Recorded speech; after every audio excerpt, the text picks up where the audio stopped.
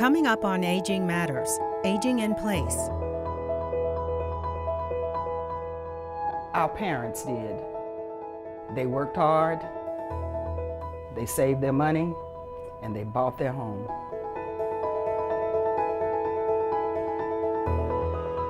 My mother would say, I plan to die in my home. I wish the same for myself, but I don't know if it'll be that way. According to AARP, 87% of Americans say they want to stay in their home as they age. But staying at home is not as easy as it sounds.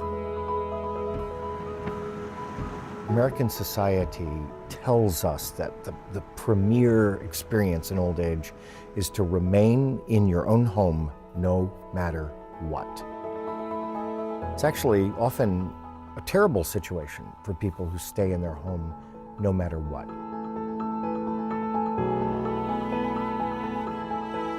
We tried to take care of my mother as long as we possibly could in the home. There were not the resources. And at some point, there can be a difference between what they actually want and what's possible. Everyone has expectations about what life will be like as they age. But what happens when those expectations meet reality? Most people think they're going to drive to their own funeral. You know, it's just going to drive. But it's not what happens. People live a decade after they make the decision to stop driving. If you've had a car and you have driven it all your life and suddenly do without it, you're just lost. Here we go. You lose your freedom to come and go. I think ultimately what people want is just choices. They want to have control over their situation as much as possible. Living alone and living in a home is quite a challenge. Our hope here is just not to be forgotten. We just want to be remembered. That's it.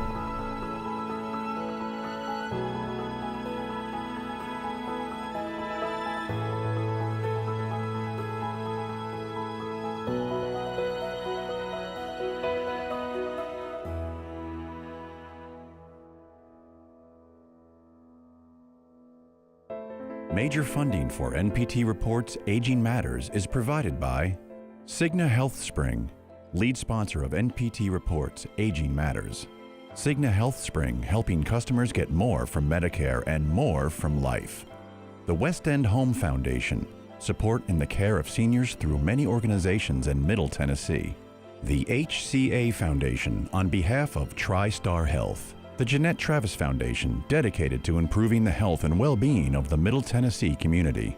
Additional funding provided by the Community Foundation of Middle Tennessee and by members of NPT. Thank you.